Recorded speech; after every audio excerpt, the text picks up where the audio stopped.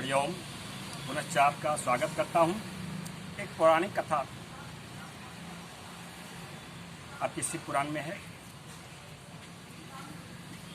जिसके माध्यम से स्पष्ट हो जाता है कि वर्णमाला का प्रवर्तन, सबसे अंदर वर्णमाला जो विश्व की प्रथम वर्णमाला है, उसका प्रवर्तन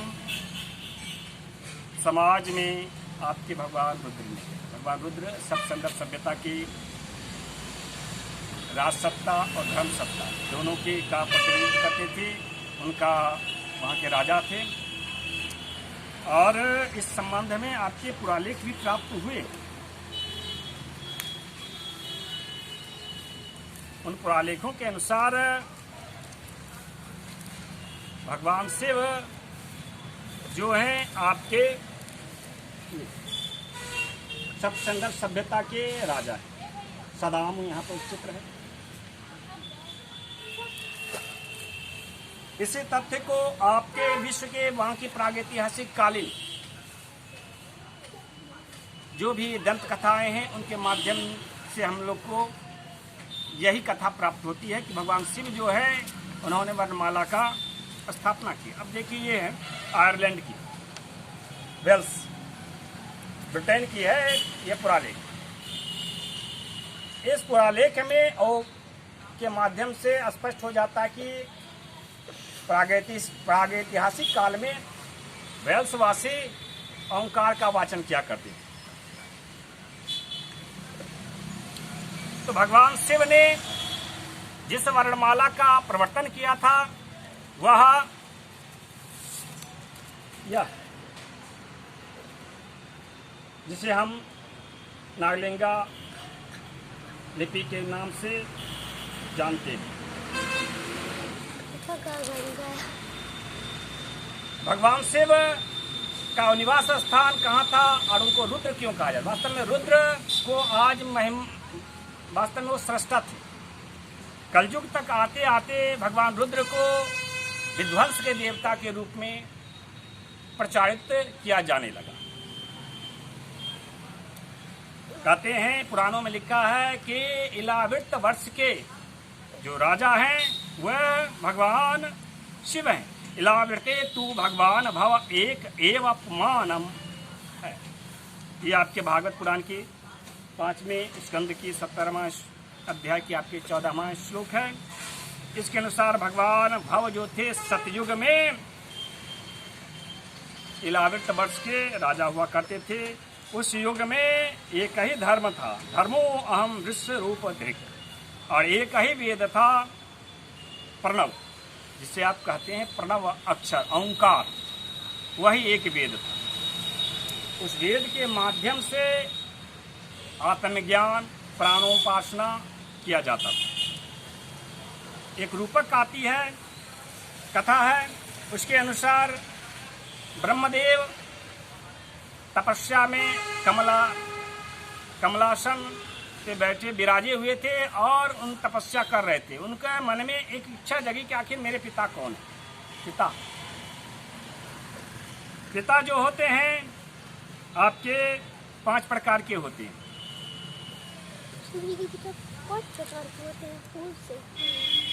जो शिक्षा दे, जो आपकी रक्षा करे, जो आपका दीक्षा दे, जो आपको भोजन दे, जो आपको निवास स्थान प्रदान करे, वह पिता कहलाता है, जनक कहलाता है पुराणों के अनुसार। तो उनके मन में जिज्ञासा जब जगी तो वह आपके कमल नाल के सहस्रासार, इसको कमल कहते हैं। उस ध्यान अवस्था में वह ये ऐच्छिक क्रिया का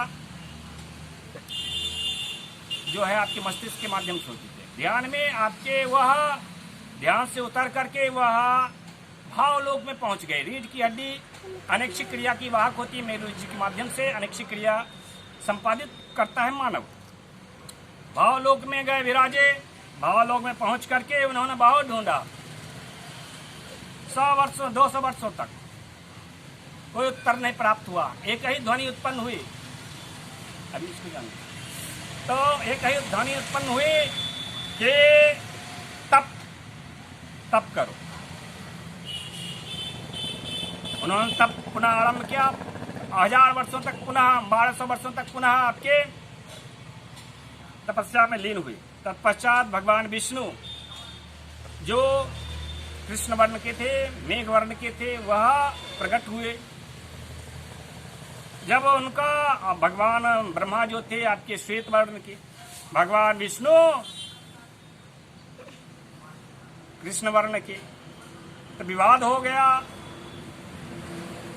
जातीय अहंकार सामने उपस्थित हो गया कि हम तुम्हारे पिता, दोनों में विवाद हो गया। अब ब्रह्मदेव उनको पिता स्वीकार करना, भगवान विष्णु को पिता स्वीकार करना ही नहीं चाहते। तभी अचानक एक अग्नि स्तंभ उत्पन्न होता है, और देखिए यहाँ पर रूपक है, वह अग्नि स्तंभ उत्पन्न होता है और उससे ओंकार की ध्वनि उत्पन्न हो रही थी। दोनों आश्चर्यमय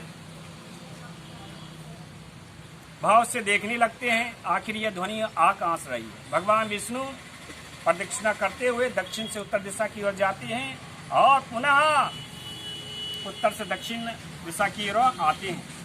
यह एक रूपक है, यह वास्तव में साइंटिफिक प्रायद्वीप मिस्र के पास, वहाँ की आप जब भौगोलिक मानचित्र बनाइएगा तो वहाँ के यह उस जगह स्थान का यह आपका रूपक के द्वारा प्रस्तुत किया गया है। वहाँ पर लिखा हुआ था उस लिंग पे, स्तंभ पे, अग्नि स्तंभ पे, औ उलट के पढ़िए, उसमें कार जो थी आपके दक्षिण दिशा में, उकार आपके उत्तर दिशा में, और मकार बीच में था। उसको आप पढ़िएगा तो वह कहलाएगा ओम, या फिर कहिए उमा।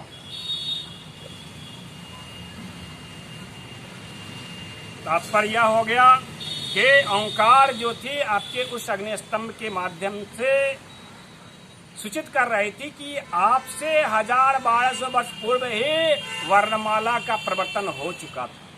तब उनकी जिज्ञासा और प्रखर मतलब तीव्र हो गई। भगवान विष्णु ने प्रार्थना किया, स्तुति किया, कमलासन कमल नयन कहलाते हैं, कमल के माध्यम से, और भगवान ब्रह्मा ने आपके धतूरे के माध्यम से मंत्र जाप करना आरंभ किया। धतूरा प्रतिनिधित्व करता है ओम हरिये नमः। पहले तो शिक्षा का प्रसार था नहीं, इसलिए तो वह धतूरा चढ़ाते गए भगवान अग्नि स्तंभ को, और कमल नयन भगवान विष्णु जिनका नेत्र कमल का अनुसार है, वो कमल चढ़ाते गए। कमल पत्र जो है वह बप पिता, या फिर कहे पप सूर्य, उसका प्रतिनिधित्व करता है। जब आप संदर्भ सभ्यता के वर्णमाला के अनुसार आप उसको पढ़िएगा तो यही दो ध्वनि उत्पन्न होती है।